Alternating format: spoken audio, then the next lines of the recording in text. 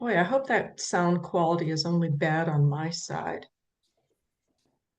My earbuds have uh, been kind of shaky today. Fine on this end. Okay, perfect. That's good. That's good. All right, team. Well, thanks so much for being here tonight. It's exciting to see you all. And I'm Dee Clarkin. And let's see, view. Why can't I admit them? Um, yeah, so I'm Dee, and I'm just going to go ahead and just give you a few updates and a few items for your calendar. Um, and then we're going to mainly turn most of the bulk of the meeting over to Natalie Dunn, who we're so pleased, our regional organizer. I didn't know we were in the Appalachia region. That's I exciting. I have Maryland, Virginia, West Virginia, Kentucky, and Tennessee. So I did not know how to sort that or put all of that in my email signature. So Okay, good enough. All right, well then let me just go ahead and get started with my part of the meeting, and this won't take too long. Just gonna, this is our usual meeting format info. We'll be recording this and then putting it up in YouTube. Please put yourself on mute and please put questions in the chat. That'd be awesome. This is our agenda for tonight, which I already kind of indicated. Mostly Natalie, we're really eager to hear from. But I'm going to give you a few updates for your calendar and some other info. Obviously, this week is going to be kind of a stressful week, I think. We've got maybe the immunity decision coming out from SCOTUS. Who knows? It would be kind of wild if it came out on Thursday, same time as the debate. But if you're a person that, really would prefer to watch the debate with other people, I just wanted to make you aware of a couple of possibilities for you. One is the Montgomery Dems. These are two in-person debate watch opportunities local to us.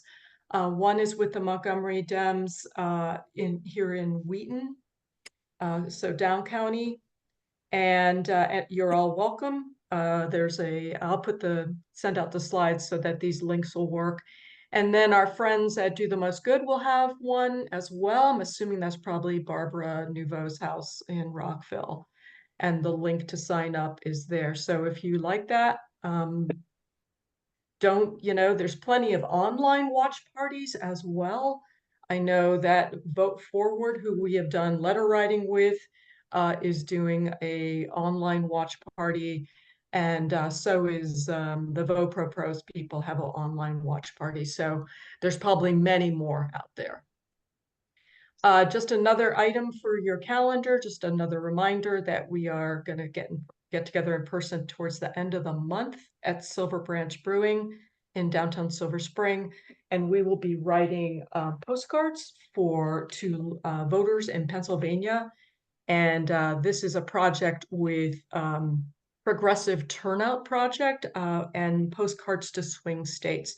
So we have about 200 addresses to get through, and I'm thinking maybe this postcarding project is a little different. It's a little like Vote Forward, because you're supposed to save the postcards and mail them in October. But I'm thinking if we can get through, we've got a good number of people signed up already. If there's any way we can do them there, I might just tell you guys, don't worry about the postage. I'll take them home, and Indivisible can mail them, because they're very nonpartisan postcards, just encouraging turnout.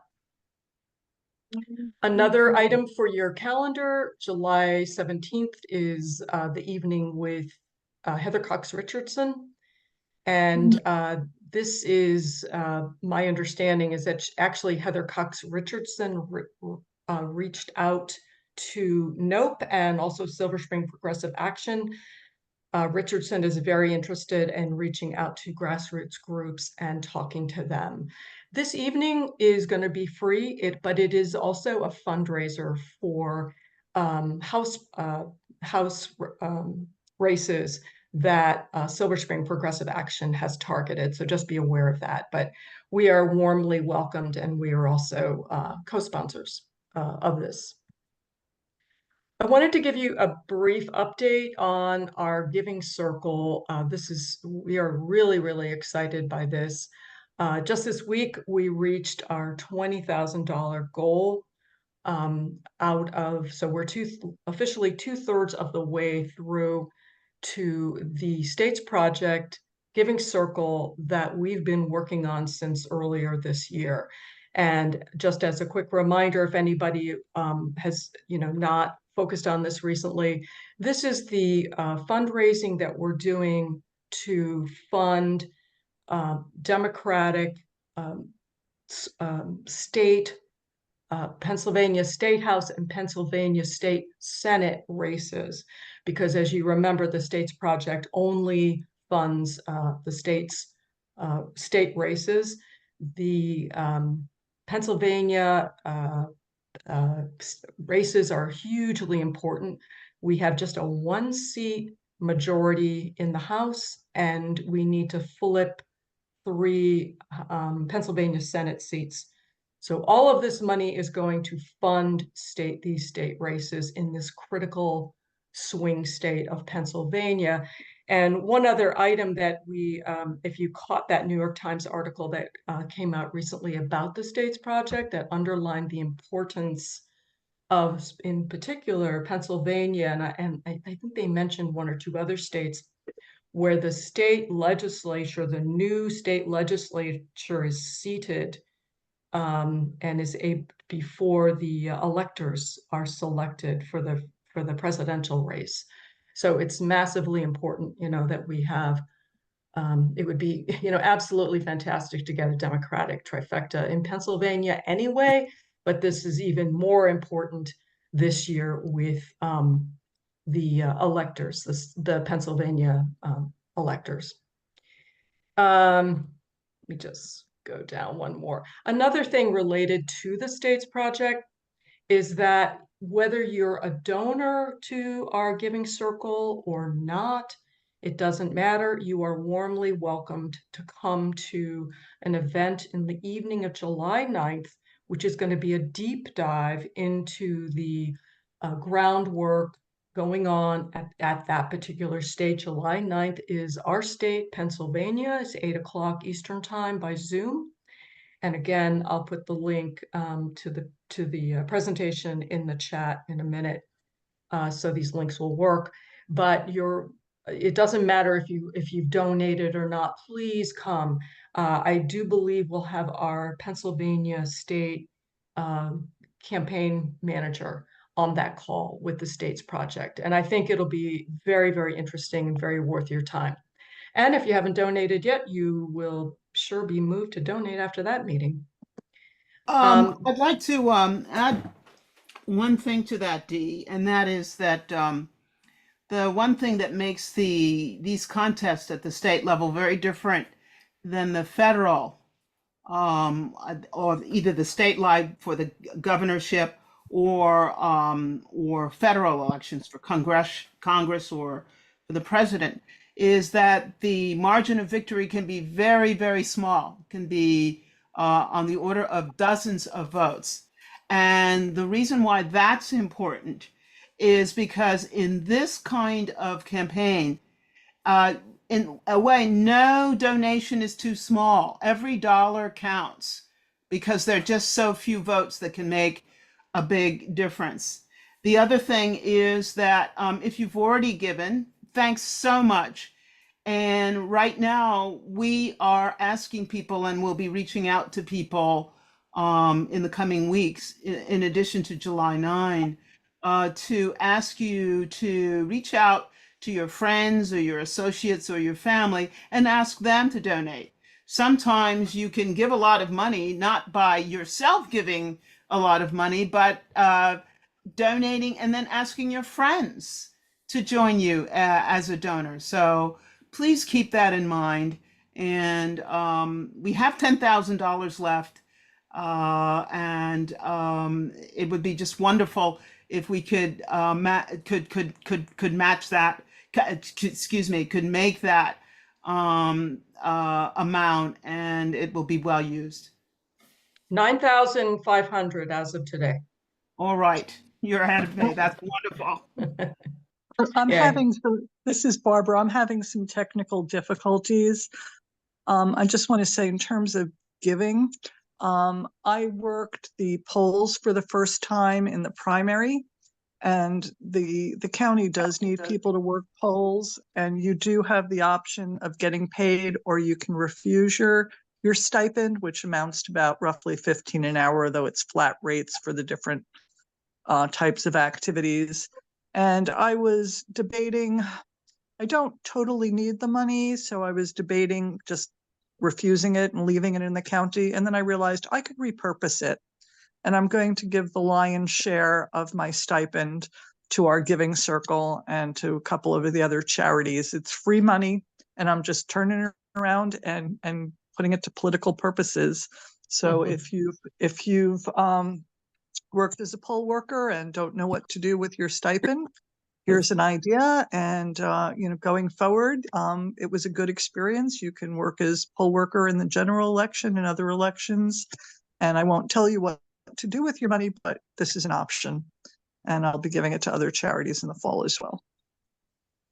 Thanks. Thank you so much for that. Yes, and we're so grateful, Barbara. That's awesome. Thanks.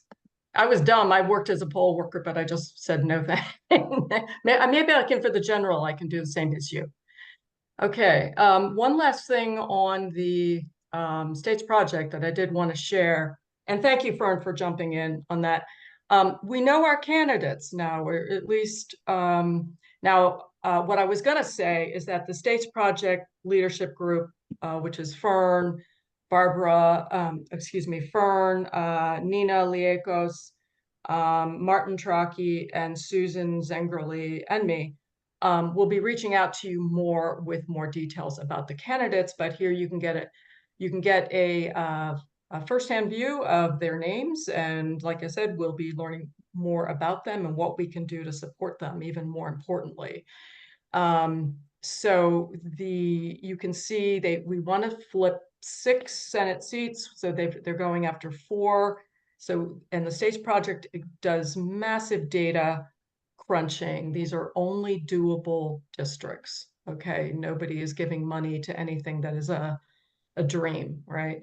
So, and then they're going after 7 districts in the House in the hopes of getting a more robust majority in the House. All right, so I think that is it for me. I'm getting ready to turn it over to Natalie, but anything maybe from the steering committee? I know we have Lynn with us tonight from Indivisible Howard County, and she's just gotten off of waving a massive sign over I-95. to alert drivers of the anniversary of Roe and the importance. So I think she survived that and came back. So welcome. And also, most importantly, Indivisible Howard County is one of our partners in the Giving Circle. So glad that you're here, Lynn. As is Do the Most Good, and also Jay Walker's Action and the Gaithersburg Huddle. So, all right. Any other steering committee member perhaps has anything else to add before I turn it over to Natalie? Looking around the boxes, don't see anything. All right. Well, let me introduce Natalie properly. Natalie Dunn is our regional organizer for Indivisible, and her bio, Natalie's been an organizer since she was 19 years old and worked to defeat Trump while applying to college in 2016. Good for you. She's worked in Arizona, Wisconsin, New York, New Hampshire, Maine, Massachusetts, Connecticut, Rhode Island, also Alabama. Is that right in there? So you good for you. And now West Virginia, Maryland, Kentucky, and Tennessee. So just a little bit of ground there, I'd say. She's been with Indivisible since 2019, but organized in the Northeast for much of that time. And her organizing strategy is treat every state like a swing state, which I think this year for Maryland is particularly appropriate. Let me stop sharing and turn it over to you. Everyone, I'm gonna explain really quickly here. Oh, I'm just gonna make sure that everybody can see it. It's the classic sentence. Can everybody see my screen? Okay, there we go. So, hi, my name's Natalie. Thank you for that lovely introduction. And I am the senior regional organizer. This year have a lot of very interesting things happening in Maryland, as you all know, politically, and we have some tools that we are rolling out to Maryland and a select few other states to help us kind of bring our efforts together and hopefully create new points of entry for folks, help you all build your groups and talk about the issues that you care about in really effective ways. One of those tools, which is what Dee has asked me to come here and speak about tonight, and there will be time for questions at the end, so don't worry about that, is Neighbor to Neighbor. Our goal is to use this door knocking program, which we're going to talk about, is a little different than what you may have used in the past, to knock 200,000 doors in the House, the Senate, and presidential battlegrounds. Maryland is part of that for a couple of reasons, which I'm sure you can already think of. One, first polling for the Senate race came out today, since after the primary, and there is an 11-point lead for Angela, which is great news. Ooh. In a state like Maryland, like that's a little close.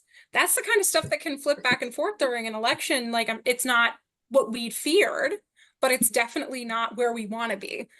So we want to try to push those margins as far as we can, and this is a great tool to do that. So I'm going to go into it, and then after that, ask as many questions as you want. I'm totally here for it. And I actually just played around with this tool earlier today, so I'm happy to talk about my experience. So what is Neighbor to Neighbor? Neighbor to Neighbor is an online door knocking tool that we actually created in 2022 to turn out fellow Democrats. So just to be clear here, the audience is fellow Dems. The goal of it was to create the kind of canvassing that you can do on errands, the kind of canvassing that you can figure out how to do pretty quickly, low barrier to entry, but also really, really effective.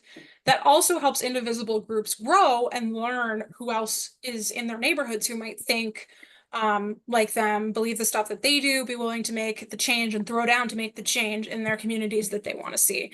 And also, I don't know how you all are, but I do not want to have to download another app on my phone.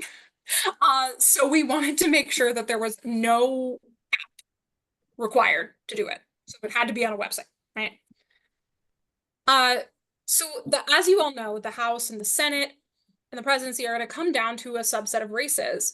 And also the right to abortion is on the ballot in states like Maryland. Now, coming from where I live in West Virginia. Maryland is extremely important for me because a lot of Marylanders, I don't know, some Marylanders probably think about it out west of the state, but what a lot of people out east don't realize is how many West Virginians rely on Maryland to get abortion access. So you also have abortion on the ballot. That is extremely important. And we want to protect those rights so that not just folks in Maryland, but folks in all of the states around can access it. And abortion in Virginia isn't a done deal either. And I'm crossing my fingers, but hopefully we can get something secure in this state that can help Maryland be a bastion for that as well. And we're also going to be adding more states and districts throughout the election as, the trajectory of races changes, et cetera, et cetera. So, but specifically, and we're going to go a little bit more into this program in just a moment, but I want to talk about who and why. So who is Indivisible targeting in Maryland with this Neighbor to Neighbor tool that I'm about to tell you about? The first one is Dem voters. It's our best guess, right? Because no data set is absolutely perfect, but it's our best guess as to who the Dem voters are in your area. Likewise, it's our best guess as to who might be an inconsistent voter that believe what we all believe. So a voter who would probably vote for Angela if given the chance, a voter who would probably support an abortion access amendment if given the chance. And also people with an existing connection to our people. So people who live near you that you can form connections with, who might, be able to come knock on your door if they have a question about filling out their ballot or what the process looks like, et cetera, et cetera.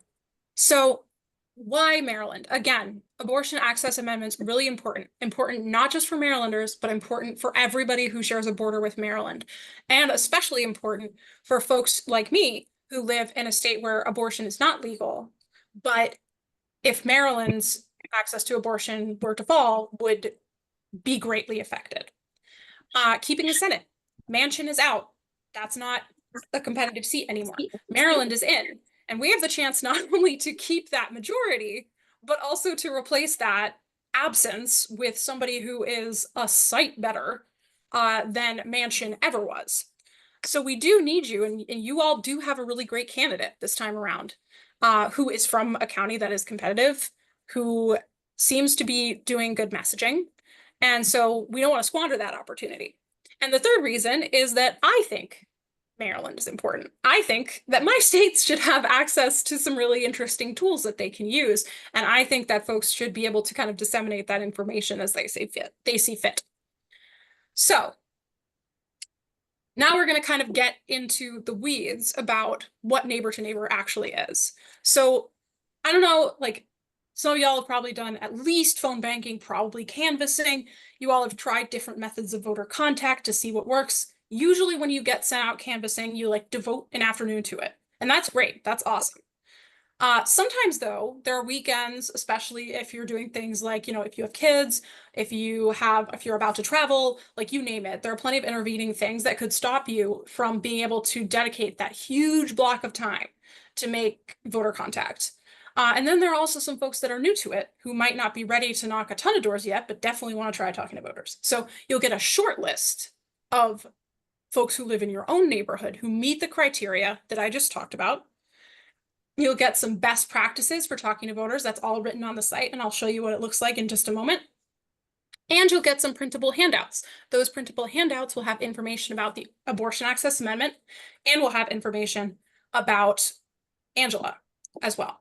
And information, of course, about voting and how to find your polling location. There's no app to download, so you won't have to download anything there. You'll just be able to go to the website on whichever device you want, and then have the conversations on your own time. And then when you're done, you can sign up again and get 10 more, which is nice. So you can keep going. You can reach more voters. You don't just stop at 10, but they'll be in your community. We also have some data from our testing period to support that neighbor to neighbor is twice as effective as traditional canvassing. The way that I try to think about it is that if you're traditionally canvassing, you're kind of going for like the biggest span of contact that you possibly can. And you don't know who's going to bite, but you're able to reach a lot of people in like kind of a longer period of time, go more in depth. But when it comes to actual conversation quality, neighbor to neighbor is effective because you already have something in common with these folks. People have reduced trust in who knocks on their doors, who calls them. They might have filters, they might have a Ring camera, whatever it is. But if they see a familiar car coming up, or they see someone who, maybe is wearing something that like is distinctive, like maybe like a local sports team, whatever, who's part of their neighborhood, they are more likely to open the door, and they are more likely to actually engage with you than someone that they might not have much in common with. If you knock on the door and say, hey, it's your neighbor, I'm just coming by to chat with you, how are things going? They might open the door for you. An outside study found that the neighbor to neighbor program in its beta testing phase had a 1.1 percentage point effect on voter turnout. Now there's some room for error there, but that would make it, again, twice as effective as traditional canvassing and a hugely impactful tactic. And the group that did this, so that you can look it up, is called the Movement Cooperative. It's a progressive data cooperative that does a lot of studies like this. And I've worked with their data in the past. It's pretty good. So I was kind of blown away by that. But, as I'm making this pitch, I think what folks are really interested in is volunteer experience, because you're the volunteers. And folks have a lot of great things to say about it, that it's less scary, that it feels effective, that it is time efficient, and that it helps people feel connected. I know we were all kind of shut in during 2020, and a lot of us have kind of struggled to figure out where we want to be, where we want to hang out, how to get to know people. Some people might have moved into the neighborhood during quarantine and want to meet folks who are like-minded. This is a great opportunity to do that. And you get to know the other progressives in your neighborhood. And specifically for your purposes, you get to recruit for your group. You can ask these folks to join your group, which is awesome. So today I logged in to Neighbor to make some screenshots to show you what it would look like specifically in Maryland. So what'll happen is you will go on our site. You will, I think it's majorityovermaga.org, but I will put it in the chat after. You will have the opportunity to sign up for Neighbor to Neighbor. If you are in the state of Maryland, it'll say, yep, that's available. And then you put in your address so that it can find those 10 people that are closest to you. And you will get this page. So you'll see up at the top that it has like intro, printouts, like we mentioned before, script, neighbors, that's the list of people, and tips and tricks, and of course, contact us. As you scroll down, you will see that you will be able to select the script at any time. I looked at it. It's a Google Doc. It's very like adaptable, not very like, it doesn't feel as stilted. You can adapt it more easily to what you want to talk about. And then the printout is where it goes into a little more detail. So you have like the vote.org link, you have information about Angela, you have information about the abortion ballot measure, and then you have a referral link, which you can use to get friends to participate in Neighbor to Neighbor as well. And when you do select who you're looking at, you'll notice that it's listed in households, not just names within a household. So you can select whether you spoke to them or not. There's not much other detail there other than that, because we don't want data entry to be a huge reason why people avoid doing this. We just want to know if you were able to speak to somebody. And the distance and the address. So I picked one in Silver Spring because you all are in Montgomery County, but you'll be able to see here that there are quite a few households, not even like within walking distance of each other, like on the same block that you can talk to. And that won't be the case for everybody, depending on how remotely you live, but generally people find that it's around 10 minutes, even in the remote. I'll be right out. So as I've talked about this with folks, I've gotten some frequently asked questions. One of them is this is normally about the abortion ballot measures in other states, but can I talk about the Senate race? Because that's worrying me too. And the answer is yes, and please do, and please personalize it, and please talk about your stake in it as their neighbor. The other thing is, do I have to knock all the doors at once? No, we're really busy. There is no expiration time. There's no time that this shift closes for you. It's just a list of folks. You'll get it in your email. You put your phone number in, you'll get it over text, so you can open it up on your phone. It's a link. And you'll also be able to go directly in from the sign up page. So just, keep hold of those emails and that correspondence, and you will be able to return to them when you need to. Just make sure you're logging as you go so that you don't knock the same door twice. Third thing, do I have to stick exactly to that script? And the answer to that is no. You can absolutely, again, I cannot say this enough, add your own detail, talk about why this is important to you, talk about why this is important to folks in your neighborhood. For example, if you're talking about public education in your neighborhood and how it should be supported. There are a lot of opportunities. Sorry. Gotta buy big. No. Hey, Marilyn. I can't mute her. Hey, Marilyn. Okay. Sorry, I did. Go ahead, Natalie. Okay, perfect. You're all good. This happens to me. Like, there have been times that I've left myself unmuted, and yeah. Anyway, so to conclude, you do not have to stick exactly to the script. As a matter of fact, I encourage you to make it your own and talk to your neighbors about it in the way that you would want to be talked to if someone came up to your door. And also, if you're a member of a group, if you are, invite them to join Indivisible Montgomery. For sure. If you want to take business cards or handouts, or if you want to write on your printouts the information to reach out to D or whoever takes in new volunteers to sign up for your list, whatever it might be, please do that. We want you to use this as a tool to build your group. That's part of why we designed it. So that doesn't mean that there is no room in the game for you to do everything you can in other parts of Maryland. Just because this is effective in your neighborhood doesn't mean that you shouldn't also be going out and knocking on doors in neighborhoods that aren't yours or doing phone banking. The average voter takes a large number of passes, aka times that you talk to them, to decide to make a plan to vote if they're not a regular voter. I think the number is like 14 or something. Like, it's a lot. Even if someone says they're annoyed, you talking to them actually still increases their likelihood of voting, even if they tell you, like, I'm not going to vote now that you said that. Usually they still are affected by it.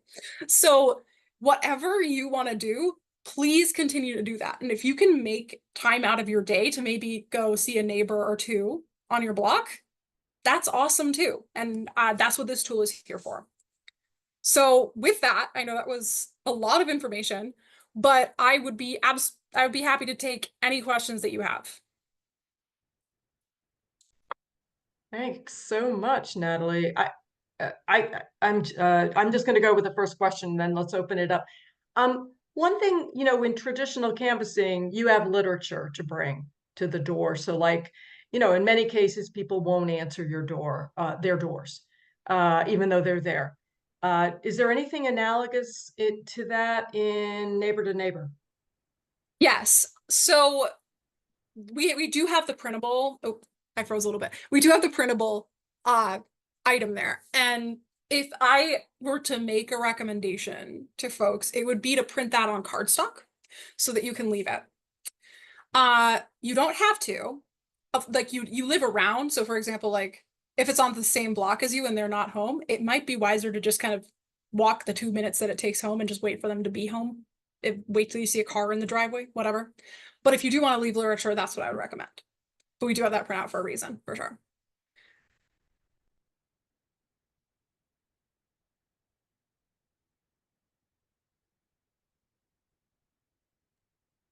Nina has Did a I really question. Oh, there we go. Okay. I was like, did I really do that good a job? I don't think so. My People gotta have question questions. involves the household. Interestingly, one of the people on my list Mm-hmm. around the corner from me, the woman belongs to my huddle group. And so I know that she is not an occasional voter, and I doubt Yes. that her husband is, but they live with their son and his wife and kids. So we have a household with presumably 4 voters. Now, should I go there? I mean, how do I hit the ones that I suspect may be the targets here, which would be the younger ones? Or would I just talk to the one? I mean, obviously, I'm going to talk to whoever opens the door, but I know these people. So I'm just not quite sure how to go for this. With traditional door knocking, they would ask me to speak to everybody in the household, Yes. which I was never really very keen on because, I don't know. Anyway, that's my question.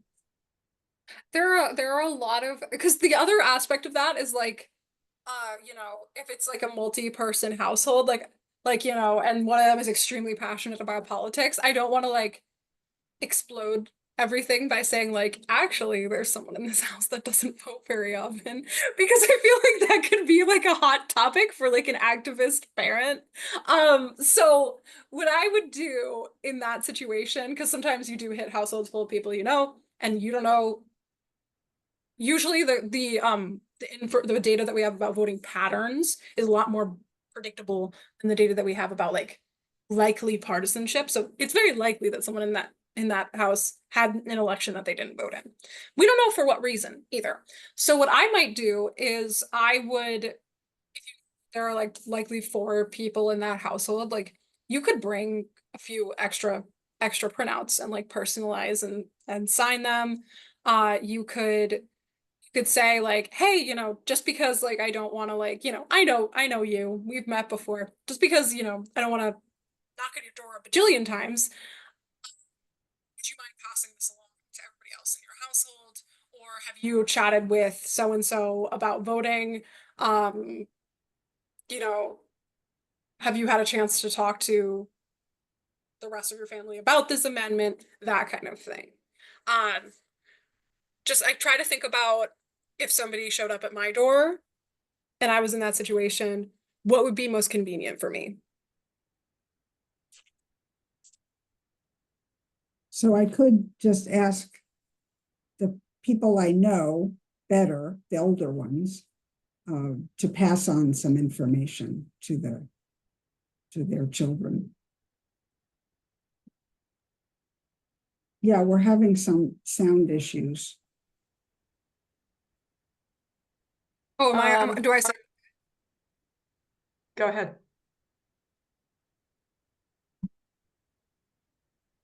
do I sound all right?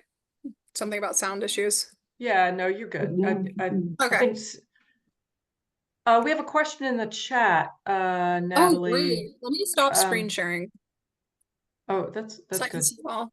Yeah, okay, so one of our members is asking that many of her neighbors are nearby Spanish speaking only, and I only speak English. So how do you select the neighbors who I should talk to? Very That's quickly, a really you have someone in the waiting room who wants to come in. Oh, can you let them in because I've I lost am- my host let me I am see. powers. uh, a co-host, so I cannot I do might it. be able to. Hang on. I don't know what I did. It's bizarre tonight. Anyway, so So non-English Spanish speaking neighbors. Yeah, go ahead. have to confirm this with our team, but what I would do is I would email you know how like in that sign up, there is like a contact us. That goes to the neighbor to neighbor inbox.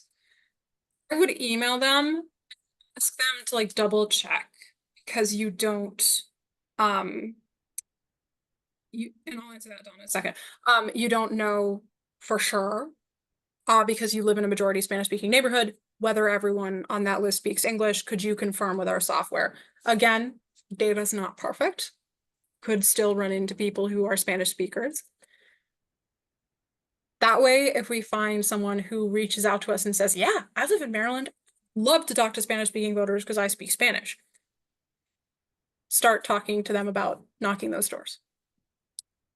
Maybe it Right. would be a good idea to have the printout available in Spanish so that even if she can't talk to the voters, she can give them a resource. I am 100% with you. And I am actually going to suggest that after this meeting because I think that's really important. And there are also like, I know we can't cover like every language, but I think personally that there should be like a request form for maybe like I spoke to a voter who speaks this other language that's not Spanish or English. Is there something we can do kind of like form to fill out for folks? But we're trying to keep it simple, but I still think that's really important. So, There's some more questions in the chat about, is it too early in the cycle to be doing this? it's never, ever too early to talk to somebody about their plan to vote and to talk to somebody about candidates. I remember in Arizona, I was running canvases all the time, like from May until election day. It was like every day, knocking doors. And again, like I talked about, it takes a ton of different contact points to get a voter who might not be otherwise motivated to get out and vote. So the earlier you start, the more chance you have of reaching whatever the threshold is for when they get mad at you and are like, all right, fine, I'll go. Like, you know, do I vet volunteers seems like a perfect opportunity for Dirty Tricks to sign up and toss the list. So honestly, Indivisible's like email integrity of things getting like leaked or like forwarded to like conservative weirdos has been surprisingly low. And this is something that I was asked about like when I was onboarded to this job. I was like, how do you know like this strategic information that you're sending out or these resources aren't just going to fall into the hands of Republicans? The answer is they might. We can never fully guarantee that. Even when I was running a staffed office, sometimes there would be people that would come in that like didn't know, and then like another Dem would come in and be like, that was someone who like is like the secretary of like the GOP in this county. And I was like, oh my gosh. And like they came in with a shirt. So you never fully know. But if we do notice someone, because people like that will tend to like spam it. They'll be like, I want 10 doors. And then the next day they'll be like, I want 10 doors again. So if we do identify patterns like that in someone's behavior, we probably will take a look at it for sure to prevent that. Yeah. Any other questions?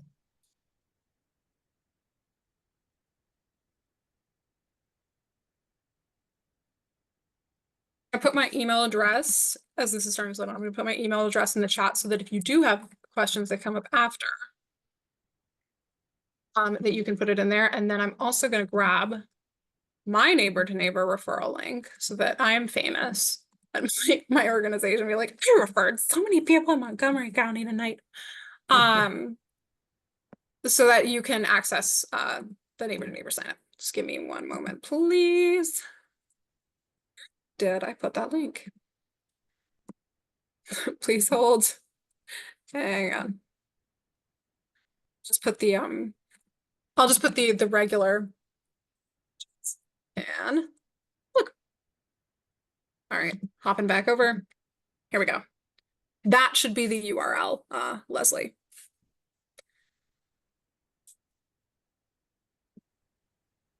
Yeah, Nina, go ahead. Yeah, I just wanted to talk about personalizing. In the script, there's nothing about the fact that a vote for Hogan is a vote for the GOP control of the Senate. And I think it's important for people that are talking to Maryland voters. I think we have to make everybody realize that. So I'm definitely planning on adding that, but I'm not sure why the script doesn't even mention it.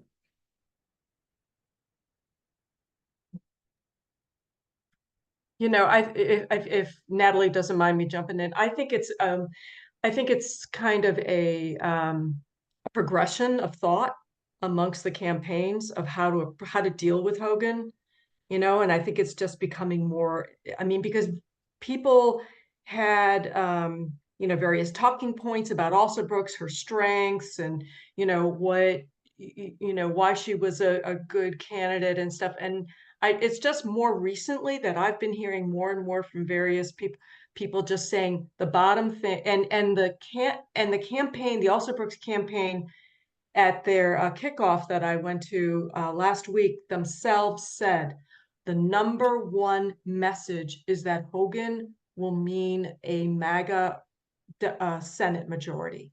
And I really get the impression that it's like more of, this has just been more of a recent, you know, ideation or for lack of a better word, coming to fruition.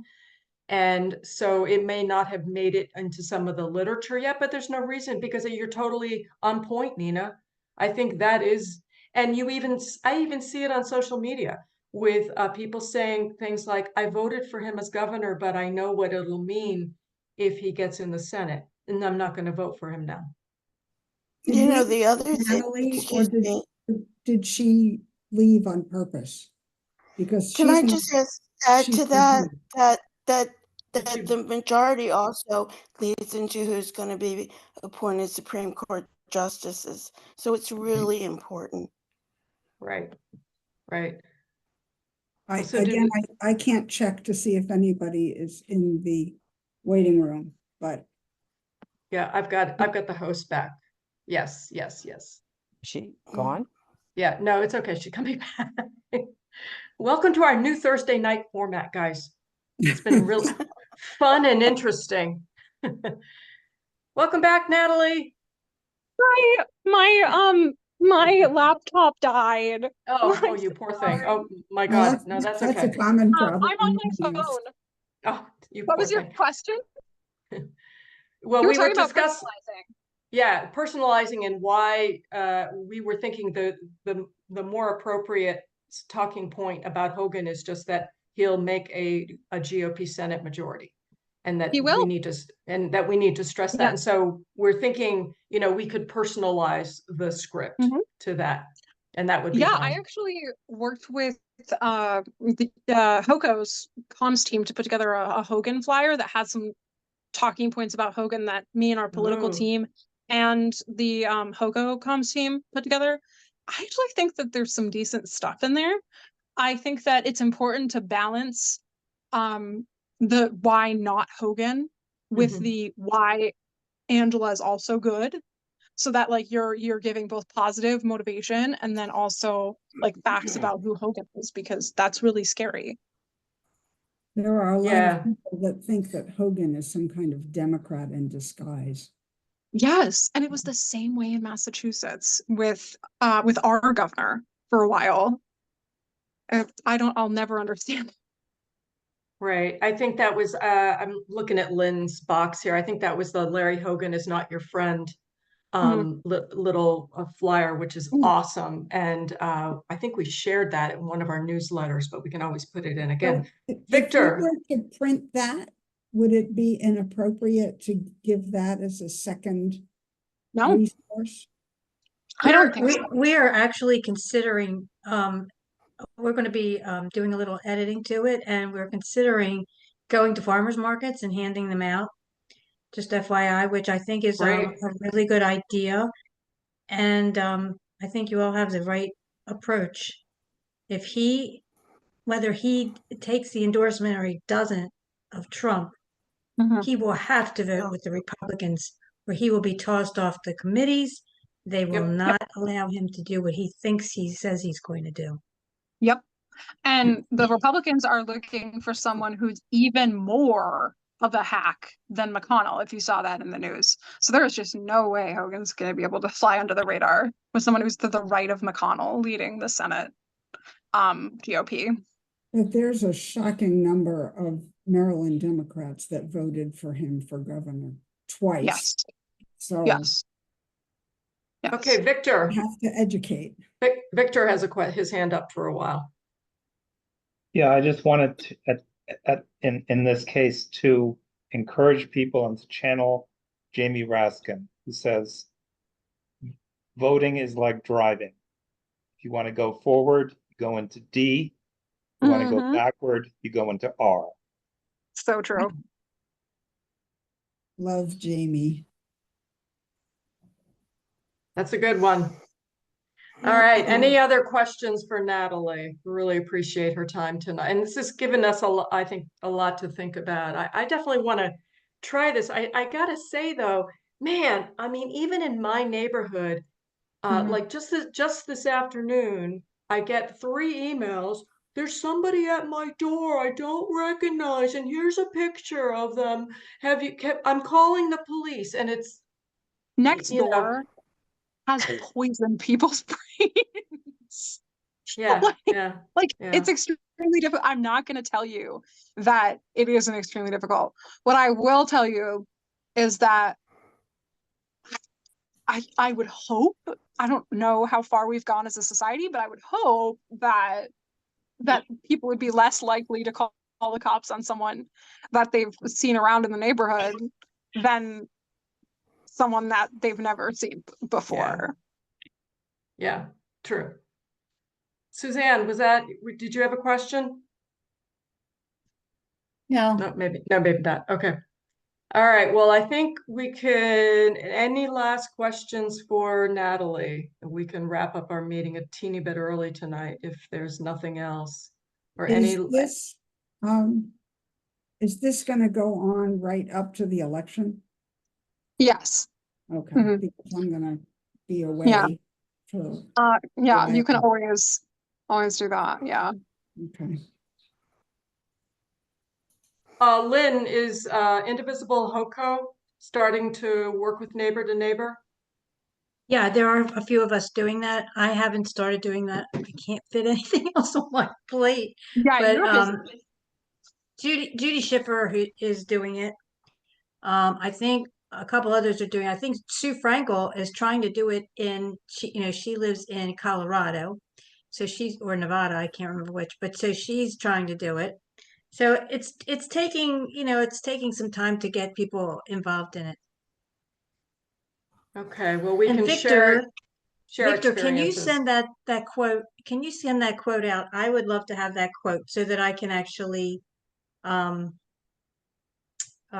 Jamie Raskin the credit, because I love to put those things on my emails. Yeah, I mean, I just heard him say it, but basically it's like, voting is like driving. Forward for D, backward for R. I love it. Robin Muncie, you have your hand raised. Yeah, thanks. I would love it if anybody who is doing this, like Nina, we now know that Nina's doing this, but if anybody else does try it, to kind of send that information maybe to D or something, so that those of us who try it could know and be in touch with each other, just to kind of debrief about just know that who else is doing this would be helpful to me, I think. Yeah, I haven't started yet. I just printed out the stuff today.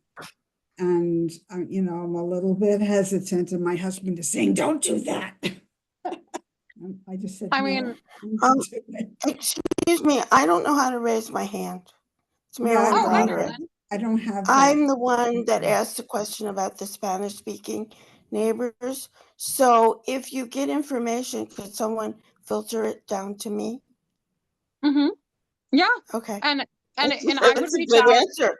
That was easy. That was quick. Yeah. If I get any answers, like I will let Dee know, and I'll then he will let you know, and everybody will know. Okay. Let me know. Okay. Thank you. Thanks, Natalie, for a very informative session. Yeah, Natalie, this was great. Really appreciate your time. Yeah, of course. Thanks. I'm happy to come anytime. Just let me know. Okay. Okay. All right. All right. Well, thanks, guys, tonight. Everybody have a good week, and I'll put out stuff in the newsletter on Friday, okay? Take care, guys. Good night, all. Good night.